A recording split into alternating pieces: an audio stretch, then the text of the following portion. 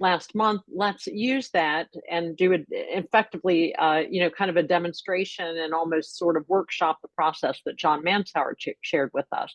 So I don't know how many of you were with us last month, but I thought I would take just a couple minutes to quickly recap the highlights of what he covered, although it was a great session, and I do recommend you go listen to the recording.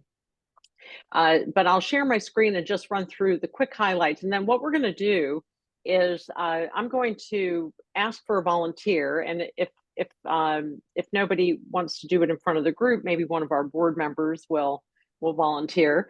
But what I'd like to do is first do a bit of a demonstration for anybody who hasn't done customer discovery work or isn't comfortable with it, or just wants to see a little bit of this in practice, and then we can also get some thoughts from somebody on what they're looking for from the organization. And then we're going to put you in breakout groups of two of you to a room, and give you a chance to practice doing customer discovery using the Silicon Valley Product Management Association as a case example, and interview each other on what you're looking for from the SVPMA. And we've created interview templates in Google Docs. We'll provide a link to you to take notes on what you hear from each other. And you can help guide us, the product team, in what, you're playing the role of someone going out and talking to customers. You can bring the feedback back to us in the form of notes that you take during your session. We'll also come back together as a group and do a bit of a share out. And then we can also do some broader group brainstorming as well on what you might be looking for, what might be helpful to you in achieving your goals. So with that, let me just quickly share the highlights of John's presentation last month. And he's the head of Product Management University. They have wonderful resources, productmanagementuniversity.com. As I said, it was a great presentation. He said, three key takeaways he had for customer discovery was that it needs to be, keep it simple and keep a focus on outcomes as opposed to product functions and features. I'll elaborate on that in just a second. Personalize it to not only to the customer, but also what works for you and your situation. And then outside the scope of what we're going to do tonight and talk about, he mentioned that there are some refinements based on whether you're doing B2B and more of an enterprise orientation versus B2B to C, where you have a consumer orientation. So those were kind of three key takeaways. But the big point he made is that you want to, and he calls it top-down customer discovery. He said too often we go in and we talk to users, and those users aren't really necessarily plugged into what the organization is trying to accomplish overall. So you should try to go in as high level as you can in the organization and talk to people about what business outcomes they're after. What are they actually trying to achieve? Set your product aside. Don't take the conversation into functions and features and specificities around your product, but rather focus on the business outcomes and also what's stopping them from getting there. And your goal is to uncover the strategic goals of those more senior executives. And you want to interview, as I mentioned, through the lens of the business need, their business needs, not your product and not product requirements. So set that aside and keep an open mind. So effectively, the key questions and what we're going to explore tonight is, this is in the context of SVPMA. You would put it in a different context going in to talk to the customer. But these are the 5 key questions. What are you trying to accomplish? Why are those goals important? This is what you would be asking your customer. What's stopping you and why? What are you doing about it? And what metrics define success? So you see, we're not asking about, well, what new functions and features are you looking for? What can we add to the product? What should we take away from the product? You're a level up above that. So because the way in which they answer these questions might send those other questions in a whole different direction. You might also solve the wrong problem in asking questions that are at that granular, more product function and feature level. So So with that, what we're going to do is a quick demonstration using these questions to explore what one of you is looking for from the SVPMA. And then we have these questions in the Google Doc that you'll take notes in when you go into your breakout rooms. And we've added a few other questions as well if you have time to dive a little deeper. So do I have a volunteer, or is anybody willing? And it can be a board member, anybody who's willing to do a demonstration in front of the group with us in talking about what you're looking for in your work and career and trying to accomplish, and then later we can be exploring how the SVPMA might be able to help with that.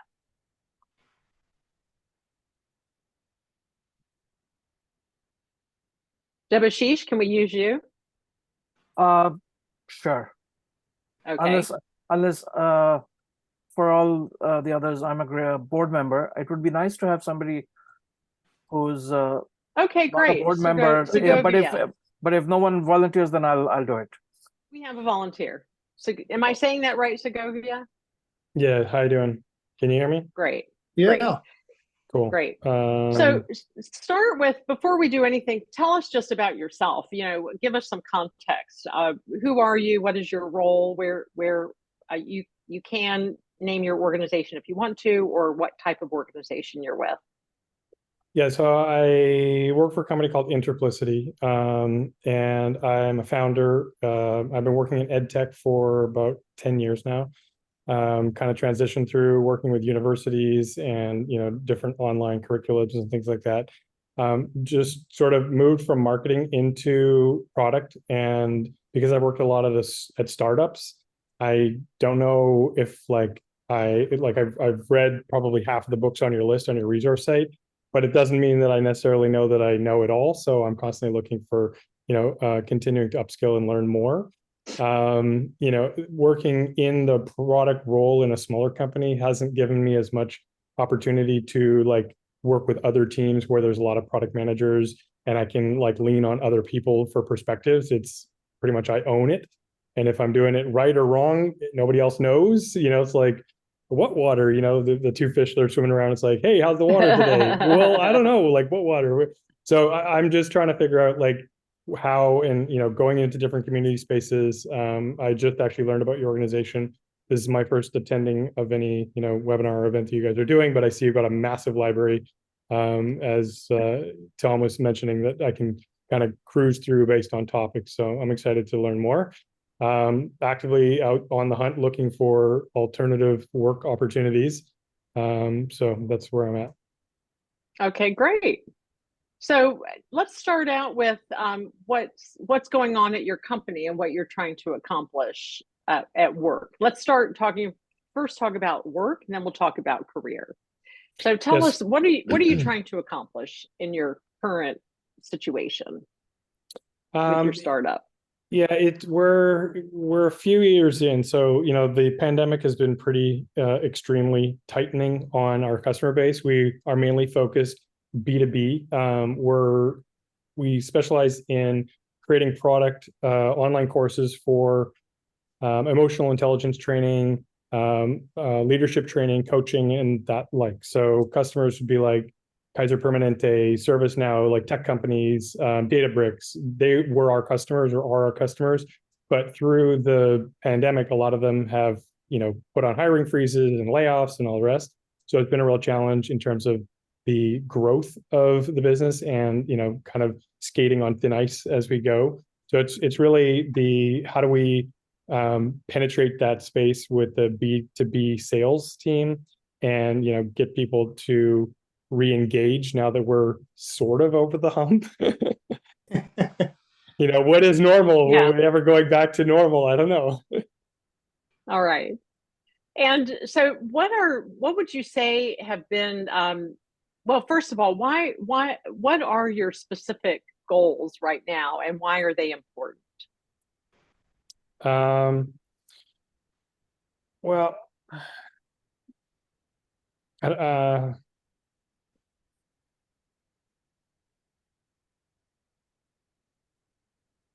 Good question. I just feel like I've been so far in left field of like going on new career trajectory that like I've detached from company goals as much. So it's like I'm already moving on to the next thing. Okay. Yeah, All so like right. my personal goals I could speak a little bit more to, which is finding finding a space to put my foot forward the next career position. Having been in entrepreneuring for more than a decade now, it's like where does that land in sort of going into corporate America? I mean, I've been working with clients and customers who come from the corporate space, and we constantly hear in a community-led environment of e-learning, people that are like, they're washouts of corporate America, and I'm like, feel like I'm swimming against the tide, like, oh, I'm coming in late, like, what is this? But I'm equally as interested in the opportunities that it presents, as well as working with teams of people where I'm not throttled on budgets. I mean, sure, all companies have budgets, but I'm not necessarily constrained with the vapor type of budgets that a startup is constrained by, like where you actually have real people in talented positions that are very smart to be able to work next to, whether it's in parallel teams or cross-functional teams. So Okay. And I so know what that's is not so answering your question. no, that's all right. So your specific goal right now is to find a career opportunity. Yeah. And what is your longer term career goal, or what are you trying to accomplish in your career? I'm really fascinated. I mean, all of us probably have some magnetic pull towards the space of AI. But I seem to have like if I look at my career and I look backwards, I've always been like right on the cutting edge of whatever it is. Timing wise, like podcasting, I've been doing podcasting for over 10 years. Now it's like everybody and their dog has a podcast. I was there when they were naming it, from Zencasting to podcasting to, whatever else it was. So I think AI is interesting and I like the space. I've put a lot of attention into, like learning some of the stuff about, the data science and the ML and how do we go about doing this. Hmm. So I think that there's, when I try and look for programs like that are related to PM and AI, there's not that much. There's a lot in data science, but there's only a little bit that like really is, starting to formulate around there. So that's an interesting space that if I was to look at my career, say 5 years from now, I'd say, I was able to successfully move into something that is, a product manager that's sort of the glue between all these different departments, inventing and really harnessing the AI technology. And we're right at the very cusp of it, even though, it's taken 10 years or whatever of lots of people have been working in machine learning, but now we're at that cusp point. So Okay. And so and we're tight on time because I want to give all of you an opportunity to go out and do this in breakout groups with each other. But what has been your big obstacle? What's been stopping you from achieving your objectives or your goals? What's getting in your way? I don't know that there's necessarily, I mean, maybe networking potential, but that's why I'm showing up here. So I'm, putting in the right boxes to show up at events and webinars and connect with people on LinkedIn. So that's something. Uh-huh. But being that I've been so focused inside of a smaller startup, I haven't, exercised as much of that lateral career, networking that I might have done otherwise. Hmm. Um, that would be Do you my feel quick. you need skills? Are skills an issue? Is No, information and knowledge an issue? I What I other obstacles? I tend to have a very deep thirst for knowledge, so I'll read a lot of books. I've probably devoured, Hmm. like I said, half of what's on the list and half of what's not on the list from what you guys have on the website. I've taken a bunch of different courses from Coursera and other online schools. So I don't think that the skills specifically are lacking. It's probably just the getting back into the hiring mode and that new career transition space more than anything. And what am I doing about it? Let me take the words right out of your mouth. Well, as you heard, I'm definitely doing the upskilling. I'm showing up in the right places. I'm making connections. You can go ahead and ask me the last question. Well, what would define success for you? Um, Probably, landing some solid, interviews and going through the interview loop. At least right now, I've got lots of resumes and applications out there. Okay. But it does, like, I've been networking with people, and it does feel like it's sort of a challenging space for, I know a lot of people that are on the prowl, but getting interviews is harder than it seems just in this time that we're in right now. Even a year Okay. back, it was different. So Okay. And taking a step back, even though you were in a, founder of a company and you don't care to stay in that role, when you were, in that role or more focused on that role, what would you say were some of the big obstacles that you felt you need gaps you needed to fill as somebody responsible for product? I think one of the ones that's really kind of been interesting for me over the upskilling area is like the customer journey mapping and like flowing through where we're coming from. Because although we have like a B2C catalog that's available and we do get enrollments from people just out of the blue, search engines, whatever, it was like trying to really penetrate with the B2B side of things so we can say, okay, who's actually our customer? Our users are these people, like they're the people who like work at Kaiser Permanente, but there's, who are we actually getting through to at the buying decision maker level? And sometimes it's hard to identify those. So figuring out what that customer flow is and thinking about like product-led growth and sales-led growth have been two areas that I've put a lot more energy into understanding and discovering that I think would maybe save the day, if you want to say, in terms of the entrepreneurial and where we were with this venture. But it's like, you have to, at some point, you have to call uncle. Okay. All right. So we're going to stop the demonstration there because I want to give all of you some time to spend time with each other. But, for those of you who aren't accustomed to interviewing other people in this way, you can see that it's really just it's an exploration. Just ask questions and dive deeper when you need to. Obviously, I would love to spend much more time with Segovia than we have because I have a lot of more deep questions I'd like to ask. But what we'd like to do is send you into breakout groups. Liz, let's do two people, or Tom, whoever's going to do this, 2 people per room. And, interview each other. Liz is going to provide you with a link to a Google Doc where these questions sit. We can also put them in the chat, but I would love it if you could take notes as you interview each other. Take turns. You'll have about 20, let me just check our time here. I think you're going to have about 20 minutes to chat with each other. Does anybody want to comment, or 10 minutes the other? Does anybody want to make any observations about the conversation Segovia and I just had? Is that something that's very comfortable and familiar for you, or is that something you've never quite done before, or what are your thoughts? No, I think it makes sense. As far as the breakout, do you want us to talk about what we would like to get from the organization, or just kind of our own, what we're doing right now? Yeah. So what we'd like to do is get you to help us find out from each other what members of the Silicon Valley Product Management Association are dealing with in their careers, dealing with at work, and trying to get out of their careers. And then eventually that will lead us towards some guidance for what we might be able to do to help you achieve that. But you can see the difference between sitting here and asking you, well, what presentation topics would you like for next year?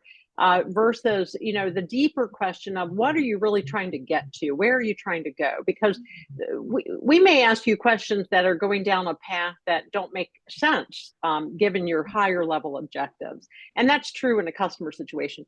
Pardon, if you can hear my dog in the background, pardon him for he's being troublesome now. He's been quiet enough, at least from this end. He wants to get out of my office, and I'm just, when you go into the breakouts, I'll open the door. But so that's what we're trying to give you practice on. But more selfishly, we want guidance. We want to hear, what do you want? What are you trying to do? What are the challenges you're facing? both on a practical level at work and then on a higher, more existential level with your career goals. And, come back and feed that to us. And then we'll spend a little time with a share out after you come back from the breakout session. And then maybe we can do a little bit of group brainstorming if we have time. And maybe also get into some of the more nitty gritty, based on what you heard in the discussions, what might that mean for what we can provide over the next month, over the next year and beyond with the SVPMA, and how might we up level as an organization. Okay, so with that, let's get you into breakout groups, and you have 10 minutes each. One of you interview the other for 10 minutes and then switch places. Liz, were you going to hit that button, or do you want me to? And posting the link, are you going to do it now for that document? Oh yeah, Liz, did you post? She'll post that. And is this like a shared doc? You want to just have us keep entering data to mine data for your purpose? Yeah, it's one. Yeah, you works. have one doc per group per room. Got it. And let me see if I can. Didn't see Liz respond back here. And we're going to have to. We might have to move you around a little bit depending on where the board members get put. See you in there, Liz. Segovia, I'm going to move you to. I'm going to move you to room 2.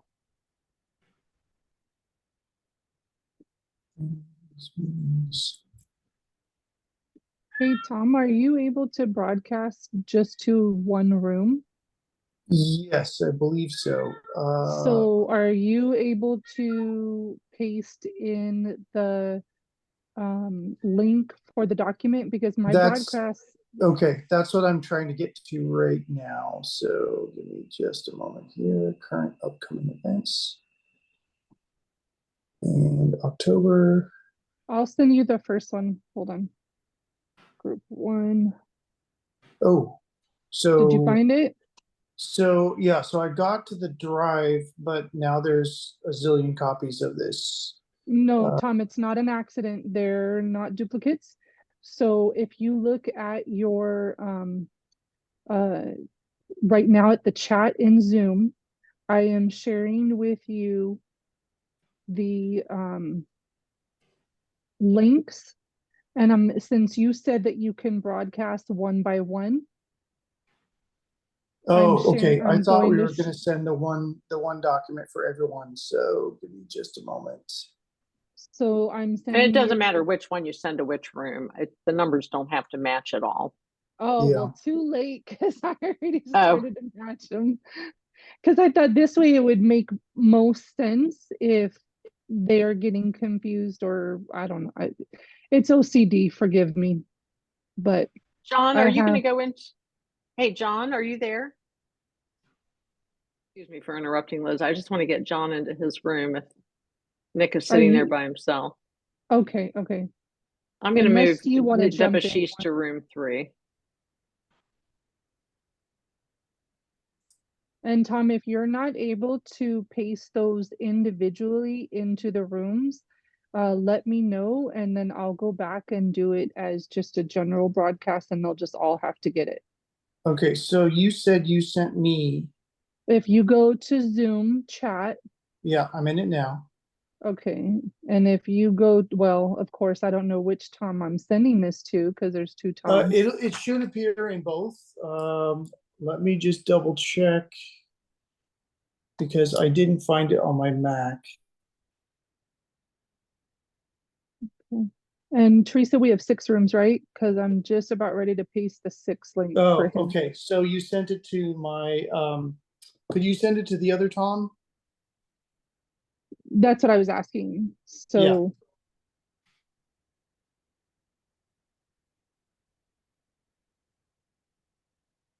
Let's see if I can get this done. All right, I think I'm just gonna go ahead and do this, because in the interest of time, to all of them. So there's room 1. And I will do. You want to divide and conquer? I can help send. Oh, it's okay. I'm got a pretty good rhythm here. I'm Oh, just good. copying Okay. and pasting from Okay, Tom. If you're in any of them, so so this is, it is sending to all, but I have it titled with the room that matches, so hopefully Okay. they'll get it. Okay. I'm on 4 right now, so I'll be done in just a second. okay, and those are popping up, but they're not popping up in my chat window. They're popping up in a like Don't worry floating. about it, Tom. I Okay. got it. You're good. And then I'm showing that there's only 3 being used, but yeah. Should Yeah, I just just 3. stop? Okay, I'll just stop them.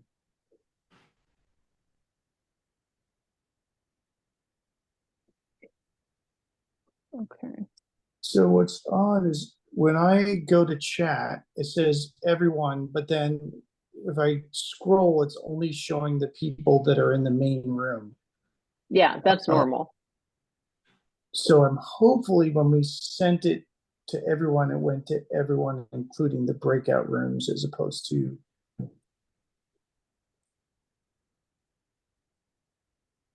So I did the broadcast, Tom, for the breakout room, so they all got their Okay. links. Oh, So you put it they're in okay. broadcast. Okay.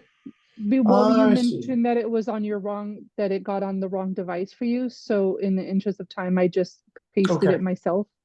Yeah, it's okay. It's all done. We're good to go. I did not set a timer, but it's been about 3 minutes, I would guess, Teresa, and you wanted about 20, right? Oh, I had my timer set up and I didn't hit the button. Hey, we're on it today. We got We'll it. do let's see, they'll be coming back at around 7:30, so 5 more minutes, and then I'll set my timer 5 more minutes, and then we'll give them a prompt to switch Okay. it. Yeah, we can broadcast and tell them that switch places. And I'm assuming, because if you watch the little microphone, I love that. You could see they are talking. Yeah. Okay. Okay. Hopefully you Perfect. cannot hear the cat who is trying to talk to your dog, Teresa. I I hear a heard little it. meow, but it's cute. Oh boy. I saw that. It's less cute the later it gets in the morning.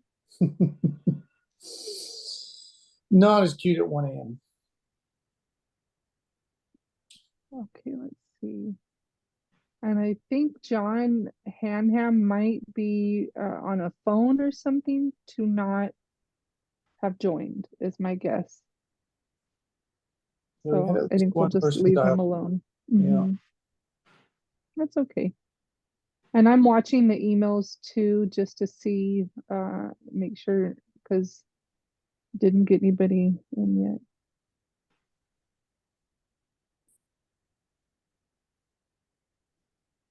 I sent a reminder out to everybody that had pre-registered with the Zoom link and the direct Zoom link and every which link I could find. Okay. There was one person on LinkedIn that said that he couldn't get in. So I emailed him and I replied to his public post on LinkedIn and said that I replied to his email and if he could, thank you for letting us know. And he said that he did use a different email address and account and tried to get in, but I think he ended up giving up. So he said he'll catch us at the Interesting. next I meeting. did notice on my settings, on the security settings, it says, Authenticated users.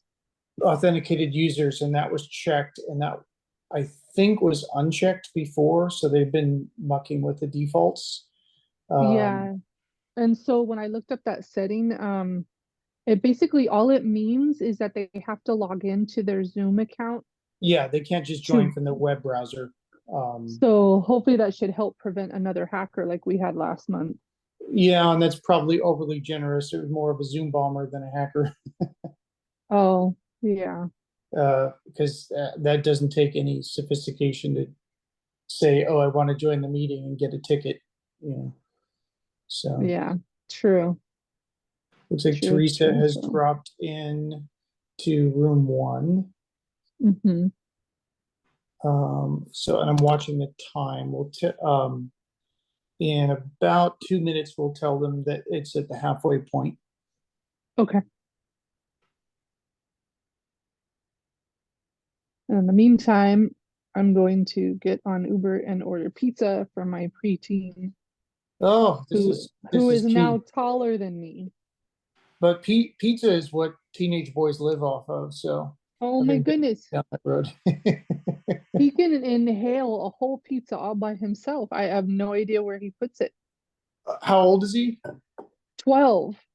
12. Wow. Okay, that's starting early. Yeah. By the time I hit college, I could go through two large pizzas all by myself. But I was on the cycling team, so Oh my you know, goodness. it was the whole like, okay, how many thousand calories did I just burn? It was like, okay, it's not. Right?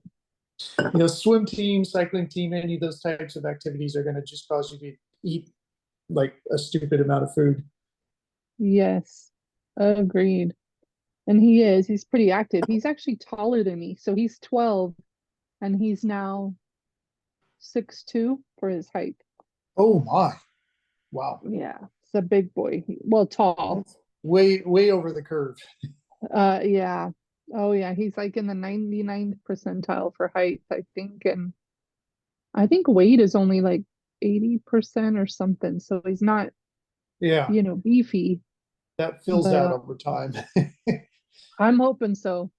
Yeah, it usually does. Yeah. Like clothes shopping, I don't know how you guys do it. I mean, he's now a size 14 in men's shoes. That's tricky. Once you get above 12, it gets to be really tricky to find things. Yes, I'm finding this out. And his dad Yeah. always customs orders his like orthopedic ones, so I never knew. Is that our Okay. timer? That is our timer. If you want to send the broadcast that it's the halfway, and if they want to Okay. switch.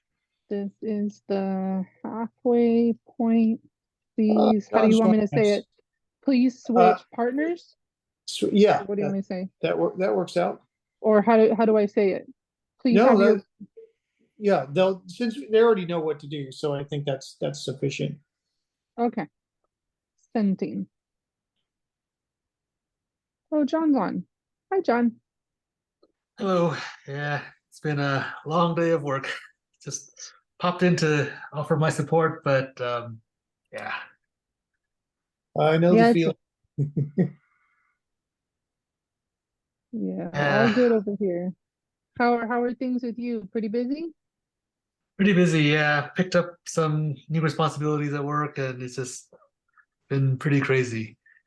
Um, Also, I sent a quick note out earlier this afternoon, but unfortunately have confirmed I won't be able to join the session on Sunday.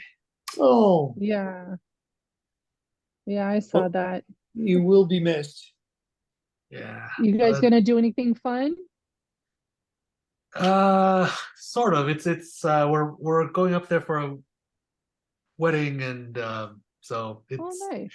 so it'll be nice to see a lot of friends and family I haven't seen in a while. But Nice. yeah, we'll be That'll, tired when we get back. it'll be good weather. Yeah, it's a good thing. Yep. But yeah, I look forward to seeing everything that you all discuss. And if there's any follow-up sessions, I hope to participate in those. But if not, I will be happy to help implement. Excellent. Good to hear. Oh, I didn't hit the second timer. Okay, I think it's probably been about I'll put it at 8 8 minutes. minutes. Yeah. Yeah. Oh, it looks like Teresa did a broadcast message also. Yeah, so that works out. That's okay. We'll both do it. Twice the message means it might be heard. We need to see this cat one day, Tom. I will lose one or possibly both of my arms if I attempt to pick her up. No kidding. Yeah, Oh, wow. she is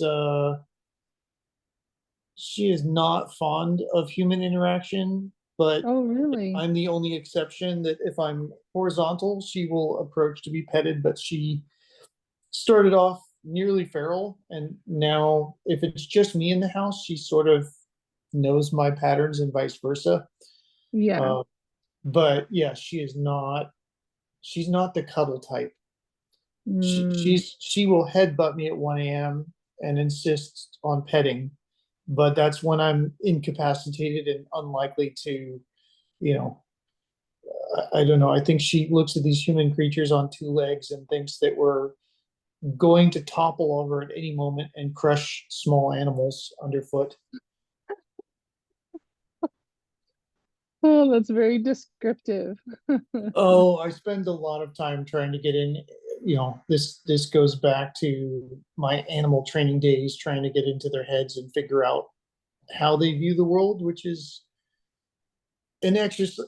It's a largely a fantasy because you can never really know how they're observing the world, but based on a lot of biology and other things and behavioral studies, you can sometimes take yourself out of the human perception range and start to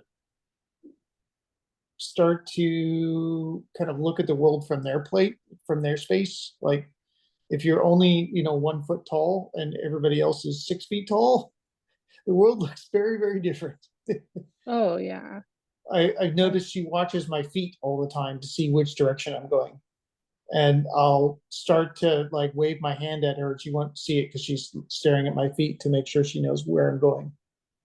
Oh, very observant. Yeah, this comes from, like I say, this comes from my previous life training creatures. You still have your horses? The last horse I had passed away and I've been Oh, without, but I've still been helping out friends of mine. And then I spent 10 hours on the hottest day of the year on Saturday judging, and we had an international level competition. And oh, I was with a clipboard, and we had 4 international divisions, the top of which is a points qualifier for the Paris Olympic Games. oh, wow. So this makes the second Olympic qualifier that I've been an official for just this year. That's a pretty cool accomplishment. Yeah, well, it sounds cool, but the reality of being like baking in the heat for 9 to 10 hours with the clipboard is It's a lot of not work. nearly as exciting as it sounds. So years ago when I was a kid, I had a relative who was a park ranger, and there's a regional park down here that has shooting ranges. Yep. And so they had the Winter Olympics Oh, in biathlon. Chino. Yeah. And so we got to see all the trap shooting. Skeet shooting and trap shooting are the same, Oh, right? that's the summer. Yeah, that's the summer. Or the summer ones. Yeah. So we got to see in the back end of it, and we're just kids running around, Yeah. and all the important people are there and setting up, and we just, you're kids, you don't know how important that is, but it was pretty cool, Well, and to see them what's do. interesting is you start to realize, okay, these are people too. Yeah. I know a number of medalists in my sport fairly well. Like they would say hi, Tom, if they were walking past. And I know a lot of the international judges, at least for the western half of the U.S. So Oh, yeah, so I was like, oh, I guess I have been around for a while now. that's pretty cool. Yeah, no, it's neat. Going to I don't know whether I'll make it to Paris to watch there, but we'll see. At least That would I be know the last games that were televised, it was funny because I was at some sports bar and I think whatever channel they had it on didn't I couldn't get it home, so we went to the sports bar and got one of the TVs on the correct channel. And Mhm. as different writers are coming in, I'm like, oh, there's Mike, Mike from Virginia, and then the name pops up. I'm like, yep. And it was after about the 5th or 6th person, they're like, oh, you're not joking. I was like, yeah, I met a lot of these folks. So that's kind of fun. But You you're realize, absolutely right. They're just humans, just like everybody else, huh? yeah, well, and you talk to them and they're like, okay, all right, they're, you usually have to devote so much time that you have to be borderline obsessed to get to that level in any of the sports. But you look at these people, they're training 6 7 days a week, and they're people just like everyone else. They just have a very different lifestyle to be able to manage all that. Yeah. Yeah, I agree with you. And it's a lot of work, Oh, but and then you know, some. it is with any hobby you get into, really. Yeah. It just depends on how much you want to put work into it. I'm getting yelled at. But You already for the had your cat, dinner. Do you want me to pick you up? I have long sleeves on. I will pick you up. Yeah. This So will cause you. FYI, Yes. hi FYI, Teresa. when you sent the links out, Liz, all it does is give it like as a broadcast message. It doesn't make it so people can click on it or copy and paste it.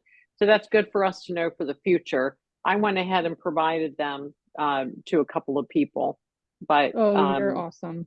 that's a learning for the future. Okay. And I think maybe It's next time we'll actually, just maybe put it in our main chat and maybe just have a document with all the links so they can grab it or something. yeah, yeah. Probably put it in a public folder and let them go Yeah. find the one that corresponds with their breakout room number. It's probably the Yeah. easiest way. And then the second trick is to make sure the folder is accessible, because some of the Google folders, like I've had this before where I Yeah. set people up and then it was like, oh, no one can get access. All right, we're just coming up on the time, I believe. Yeah, I'm going to broadcast a message to them. Okay. And then when we're ready, we can hit the close button. It usually takes 60 seconds to close. Yeah. Okay, so I just sent a broadcast. All right. Can I hit the close button? Yeah, go ahead. Okay, there we go. Close the rooms.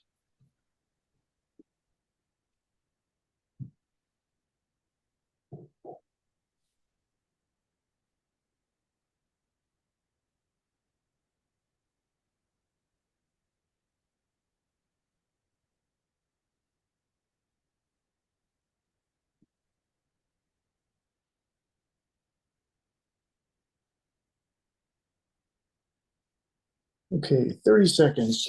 I think it's just as well that we've had a small group for our little experiment here, because it lets us stumble around and fumble a little bit and learn a few things Yeah, no, I without a think lot that of high would be- visibility.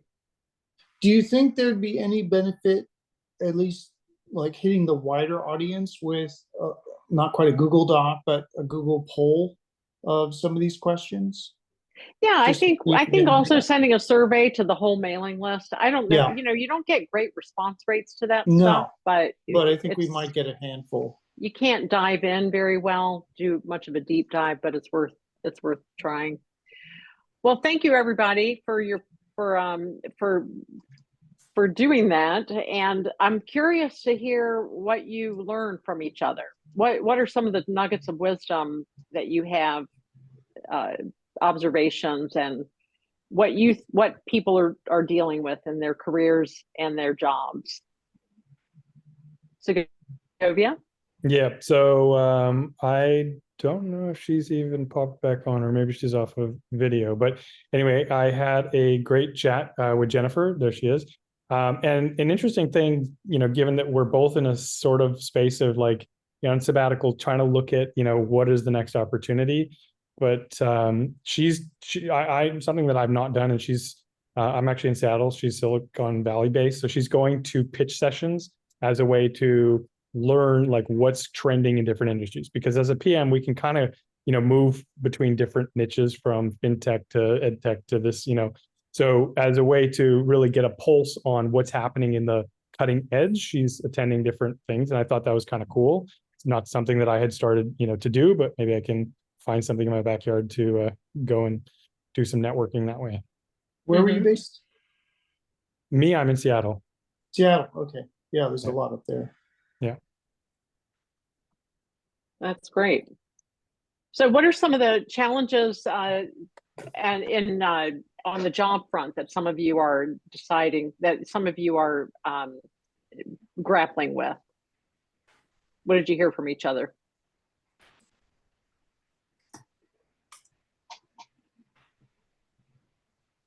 Interviewing with generations, I think that's something that's becoming a very consistent topic. So You mean generational differences in the interview process? Is that what you mean? yeah, correct. So almost having how to address and the interview questions that are being asked. Very different questions are being asked by a 20-something and expected. So everything that most of us know or have learned during the interview process is out the window. Let's say your interview was just talking earlier and with Ali, and he said, you know, if someone brings up how to launch YouTube in Mars, you know, it's just like That was it. Yeah, a couple years ago, I had interview with, I was just talking about the experience I had with Google interview. I went all the way to the committee and didn't get it, the job, but it was such a painful process for me. And because I like to talk about, tell me what I have done. And their questions were, one was, how do you launch YouTube in Mars? you didn't put your antennas on like that with the those bouncy ball things, did you? You know, that was a problem. Right. You should have worn So that in. they probably have their own logic, their own reason, but I don't find it as a product manager with more than 20 years of experience. Well, 22 years now. Experience is, I don't get it, because that's not how I like to find a good product manager. But I think that might be more of a trend as time goes by. But you weren't prepared for that, right? You Have to be didn't prepared. know to expect that. Yeah. Correct. Okay. All right. That's great to know. What else were some interesting observations, issues, challenges, needs that arose in some of your conversations? So I was in a room with Nick, and he's making transitions, or he made the transition from a large company to a really small startup working in product development. And so I think the challenges of scale, of what your role is, and all the things that you have to consider and think about when you're in a little startup versus when you're in a large company. And so when you're in a startup, what Nick said here in the sheet is that he tends to focus on the company and needs to look outside more for help on things that he's not familiar with. And it's easy to get caught up within a startup environment and try to do everything, right? So that's a challenge that needs to be, looked at and really addressed. That can go both ways, I guess, right? When you go from a large company to a small, or when you go from a small company to a large, like Segovia for you. Yeah. Being in startup environments for 10 years, and now if you get into a large organization, how to be prepared for what's different about that. Yeah, that's what I was thinking. You know, that would be interesting to, what can we get from having this type of, participating with this is, you could, talk to each other and find out, experiences that other people may have that you don't have, learn from each other. It does set up opportunities for that sort of thing. It was kind of funny when you were talking Segovia, hearing the exact opposite of what I'm dealing with. We also touched that slightly, particularly for speakers, because and I've been in very large organization, I've been in 16 people organization. A product manager who comes from a smaller organization is more hands-on, is more into hand-to-hand combat than the one comes from a big organization. And I think it brings a more deeper perspective of the role of a product manager. Again, I don't want to say all big organizations are like that, all the smaller one are this way. But in general, when you have to do everything from cradle to grave, that gives you a different appreciation, give you different skill set and different perspective of the craft of project management than if you are just looking at a very small piece of a big picture. So we were touching that on speakers. So part of my suggestion was we want to bring people who are practitioners, not just people who talk about it, never done it. And a lot of times I think people from smaller organizations have that day-to-day grind of I need to do everything myself. That gives you that perspective that could be valuable. We found a correlation between when we get a big name company speaker versus a person who's an expert at their craft, what the attendance is. That's the only challenge, because I actually do feel sometimes there's much more value behind the speaker who is an expert in their craft. But if there's a very low attendance for that kind of stinks. Absolutely agree. And I think one other thing we touch is how to market the organizations. I think both in terms of the number of attendees and also the generational thing. I think we are getting more of people like me with the white hair, and the numbers are smaller. So as an organization with a lot of marketing talent, part of that is how we would go and market the organization more effectively, take it to the next level.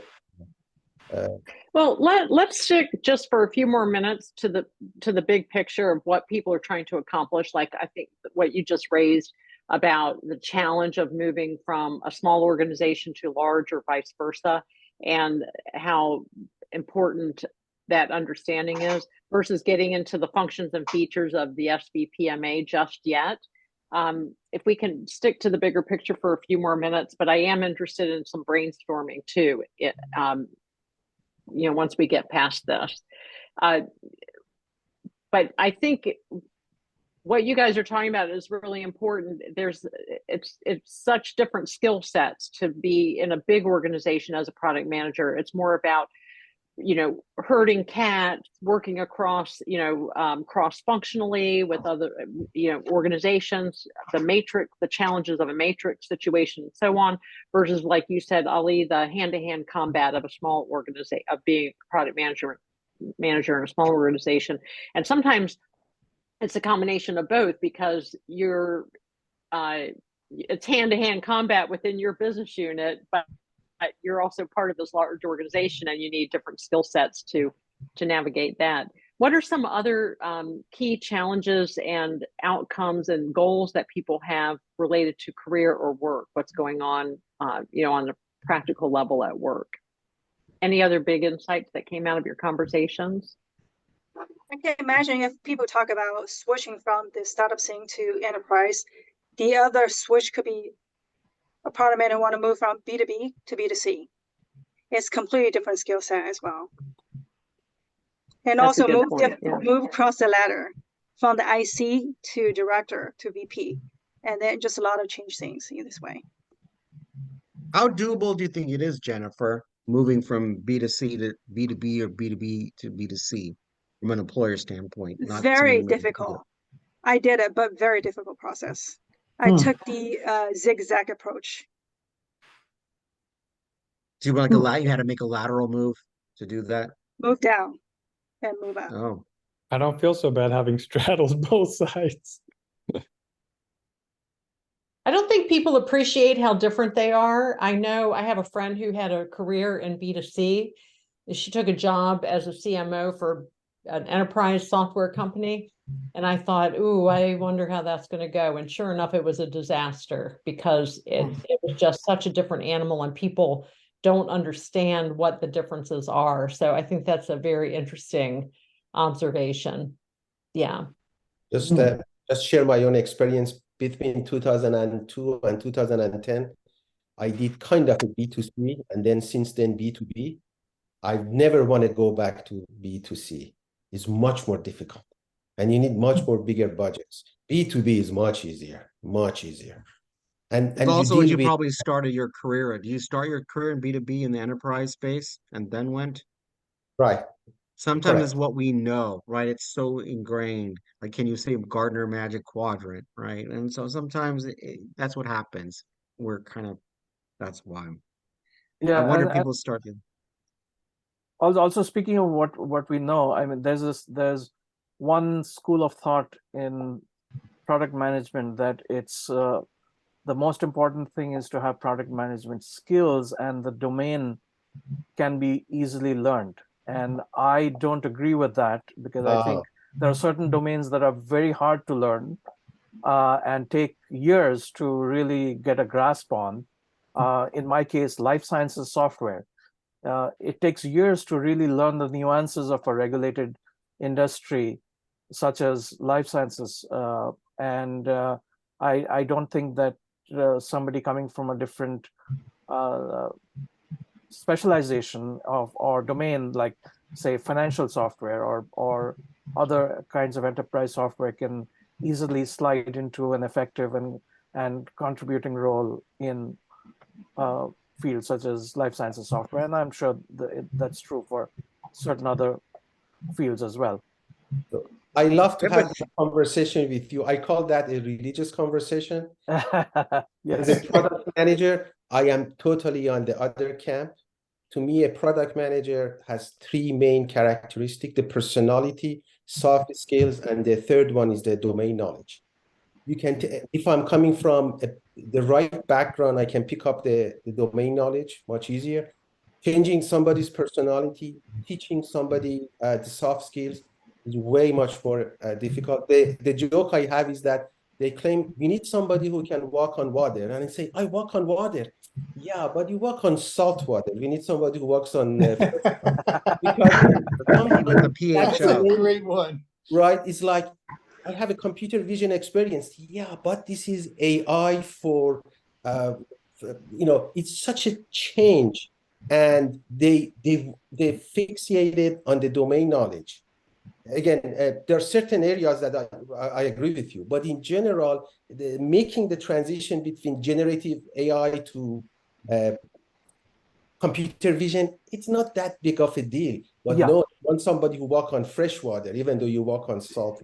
No, Again, yeah. I call that a religious conversation, and I Yeah. see people on both camps. Yeah. No, I don't disagree with that, Ali. I think that in many or perhaps most cases, you can if you're in a related area, you have knowledge of a related area, then it's quite easy, I would think, to move into something that is so that you don't have to split hairs and say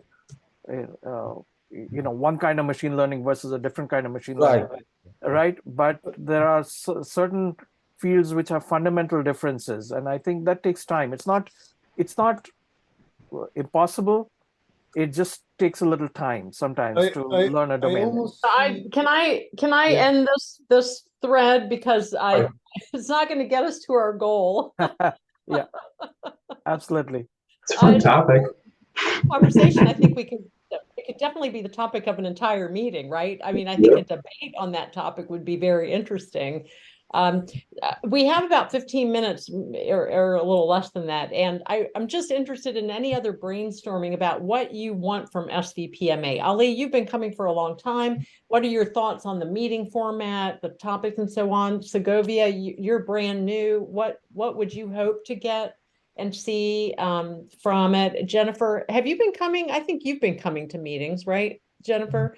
The others of you, I'm not sure how many meetings you've been coming to, but let's hear some of your brainstorming of what you'd like to see. If I may, if I want to summarize it, I see two things. One is what I call career development. People who either looking for a job, what tools, what techniques we can help them, or people who have a job, but they want to go to the next level. Their manager, be director, VP. So one is under classification of product career development. The other main piece would be under sharpening the skills. what are the key skills as time goes by. We touch based on our breaking about AI, how AI is coming and is changing the role of a product manager. What are the latest best practices? Kind of sharpening our tools, which is a journey we never, constantly we need. So I see these two main camps of content, presentation, engagement, conversation that I can see that would add value to that, to our organization. I see Jennifer nodding. I see Segovia with a thumbs up on that. I'd be Yeah, I just nodding if you wanna- could see me.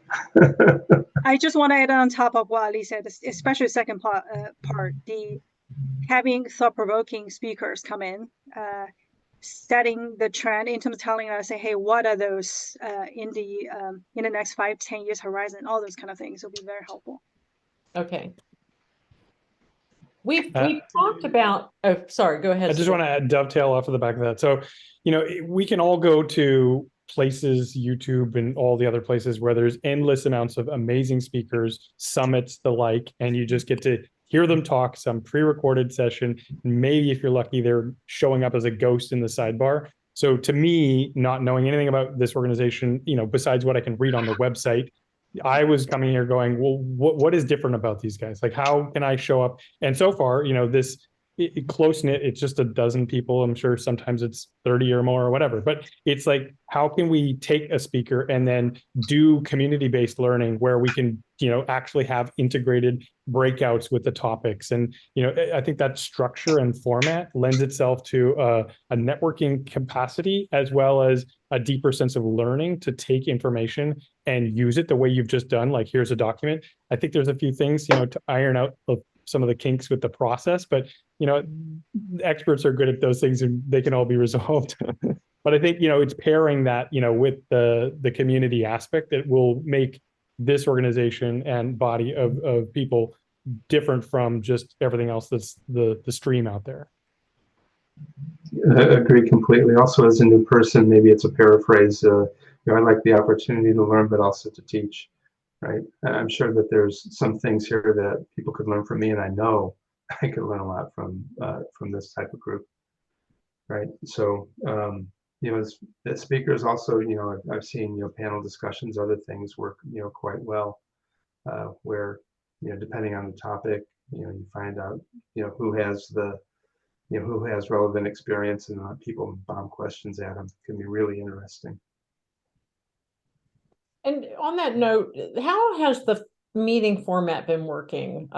We've, when COVID forced us online, there used to be in-person meetings. There was a heavy networking aspect because everybody was in the room together. There's not as much of that with our normal meeting format. We have maybe 5 or 10 minutes where everybody goes into breakout rooms and talks, but then we come back together for the presentation, and that's mostly one way. So what do you feel that works well, or is there anything you would like to change about the meeting format? I like to go back to on site, and then also have it on the web. So the hybrid model. But I think getting together, breaking bread, having those side conversation, those were valuable. Would you mind spending money for that? I think last, if I remember, was like $100 a year or something like that.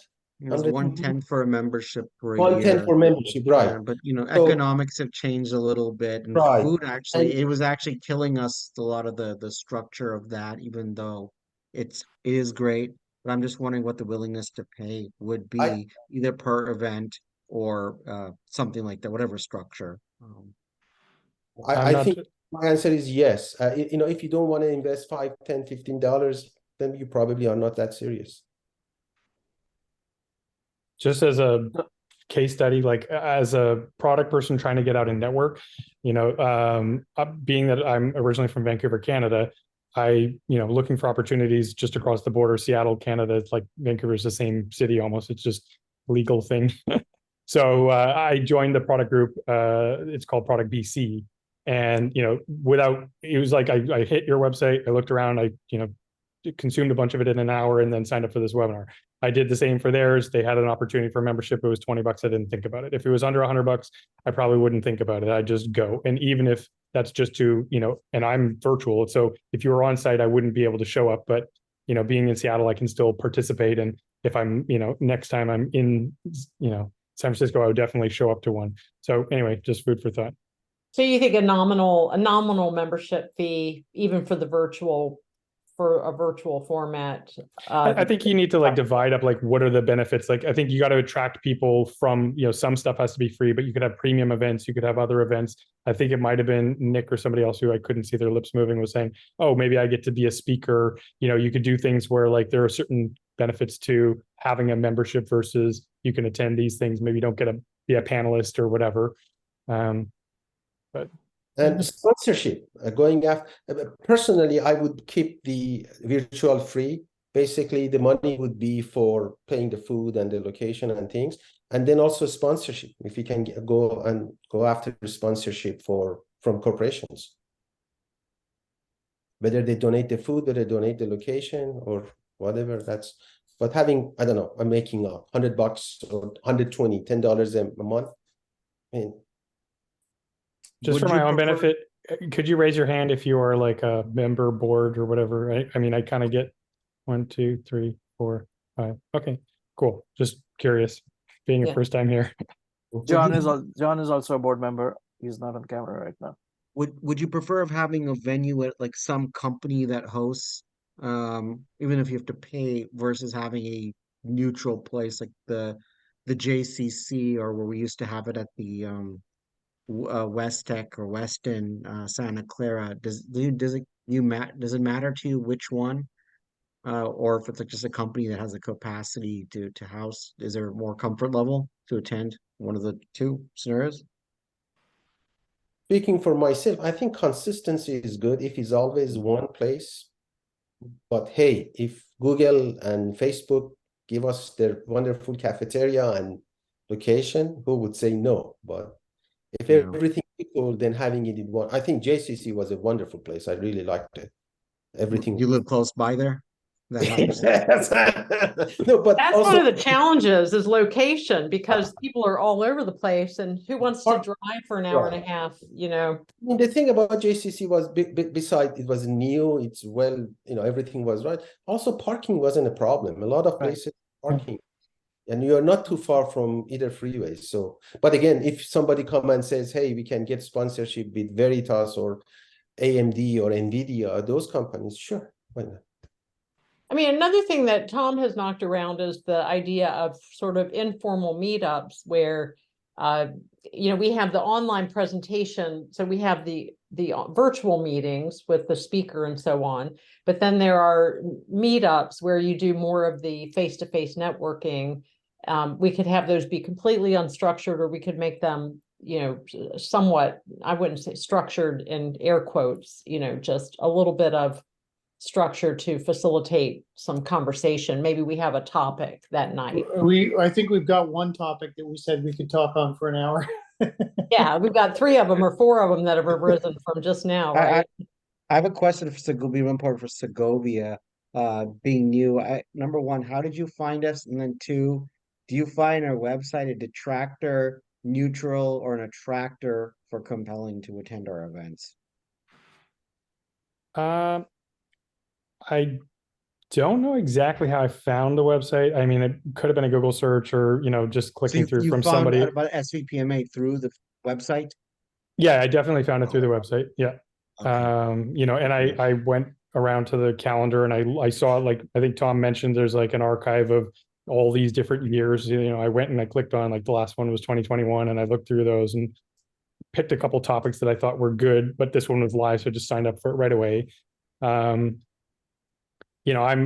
as I'm on the hunt, so I'm looking for different places where networking can happen. And I think that was an attractor for me in the concept of what, I would expect from an organization like this.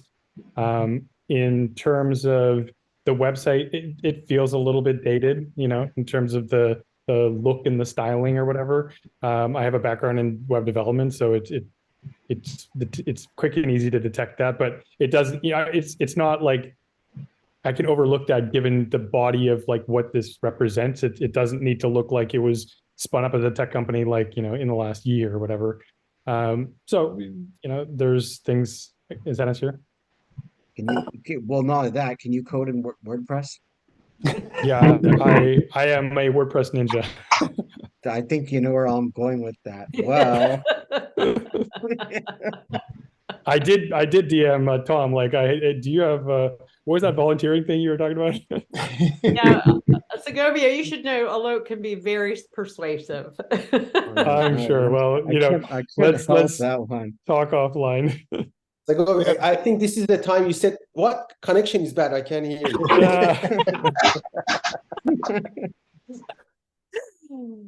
So, you know, I'm curious.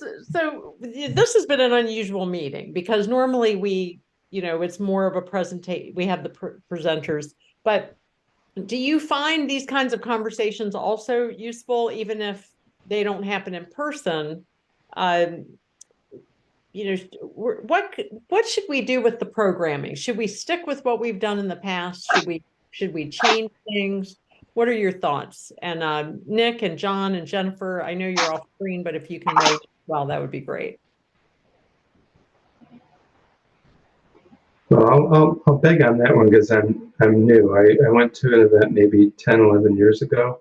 My job direction went a different way, but when I was thinking about the challenges of what I'm doing now, this group came to mind, and I'm glad I'm talking to all of you, but I don't really have, you know, I haven't been seeing what you've been seeing for the last few years. I think one thing just came to my mind, just want to put it out there, mentorship programs. Right? That could be something, again, volunteer based. One of the things about Valley is that you paid forward, you know, having they're more experienced or more domain knowledge. Hey, if I'm moving to this area that I don't have a domain knowledge, but there is a product manager who has a domain knowledge, why not having a mentorship? Hey, we spent, I don't know, another week, every 2 weeks, whatever, and I kind of teach you the trade, you know, the secret of healthcare or whatever. So that could be something we can add to the program. Good point. Yeah, and that's something we got a couple other people asking about as well. Been comparing notes with a few of the other product management groups, and one or two of them had kind of a formal mentorship sign up form. So that's a feature we've been sort of looking at. So it's good that you independently brought that up. Like, okay, that's take a look at that Product BC. They also do a mentorship program. Okay. They just started it, and I missed by a day or whatever for their application process. But yeah, they do it probably twice a year. Okay. Well, we're at the top of the hour. I'm sending out, here's the board email address in the chat.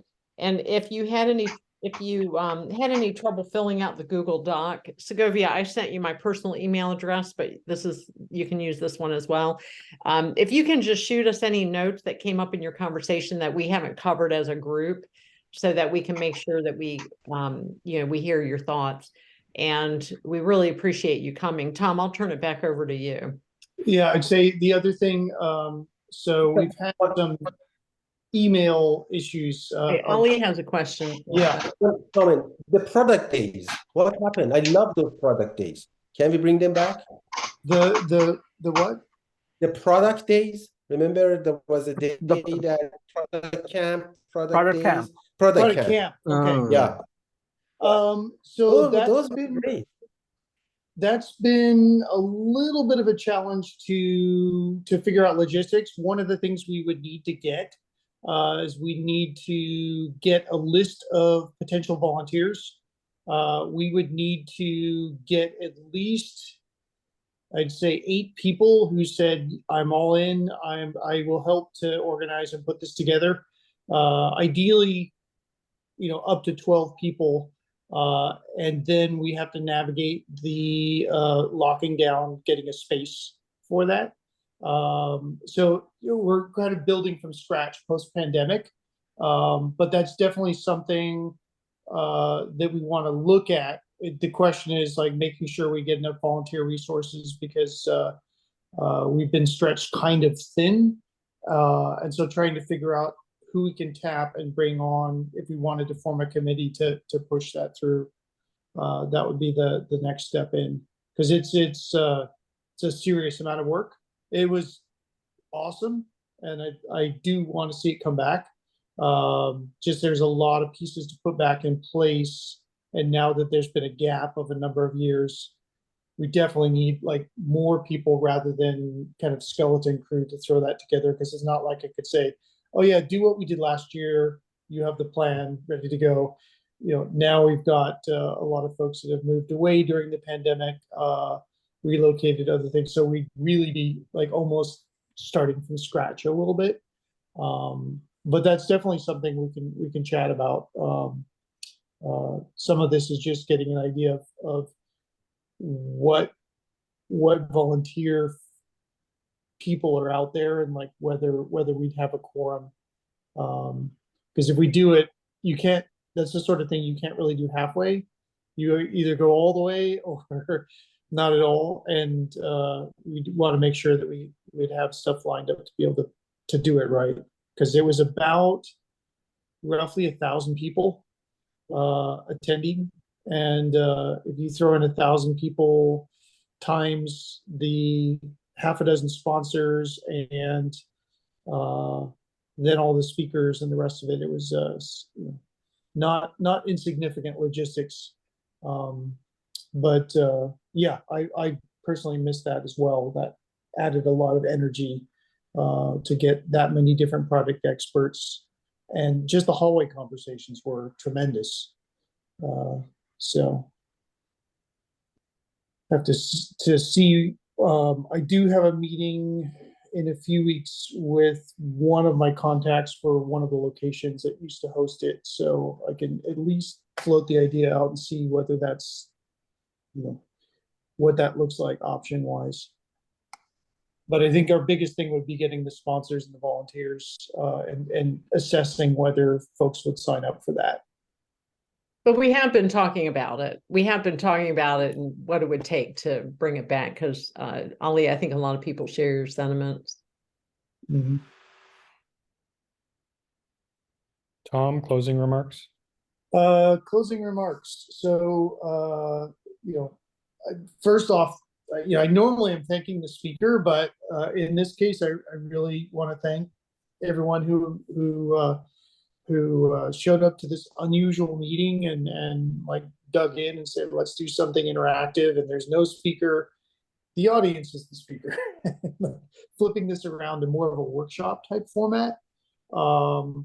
I think this was really valuable and providing some input prior to the board meeting on this weekend.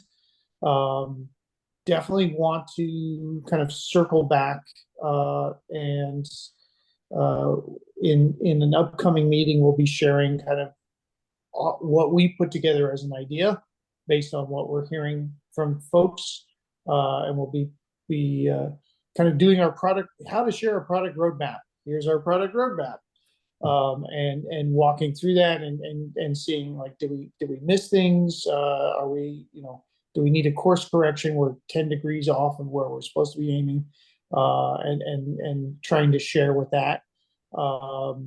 We've got some themes lined up for the end of the year. Traditionally, we back when we had a large site and a large number of sponsors, we held an on-site job fair with a huge number of companies and filled up an entire gymnasium.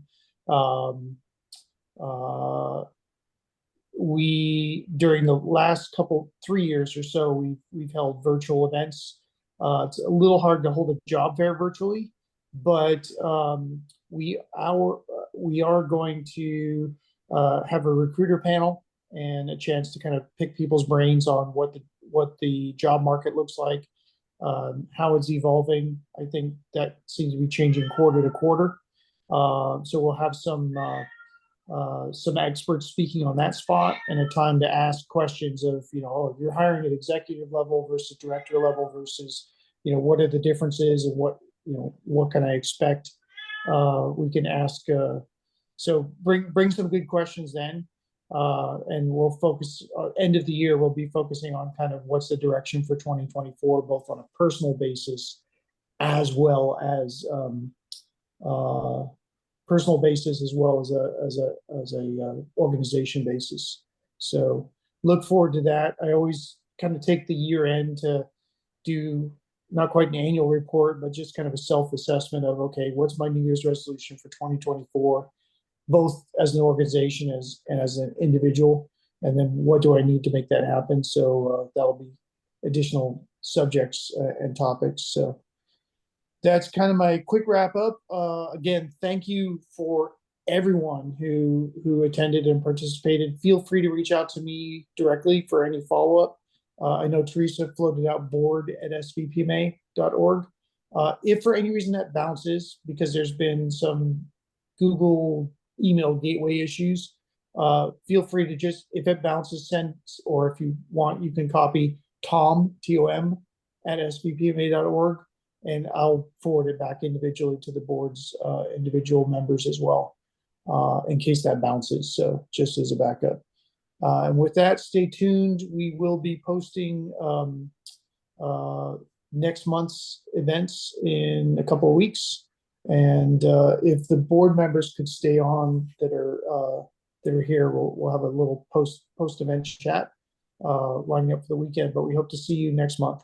And we have a career panel for next month. Is that right? Recruiter panel? Yeah, a recruiter panel. And we have Albert, who is he's been studying kind of the product marketing, or excuse me, product management and the product expert job market. And so he's got some very interesting viewpoints on, where things are heading from a trend perspective. And so we kick off with Albert, who's already agreed to attend, and kick us off. And then we have a panel of recruiters from various companies. So that should be that's always a lively presentation. We'll probably have a pretty decent turnout, much larger group. So with that, thanks everyone for coming. Thank you. Interesting discussion. I enjoyed it. Talk to you soon. Bye-bye. Thank you. Thanks. Thank you.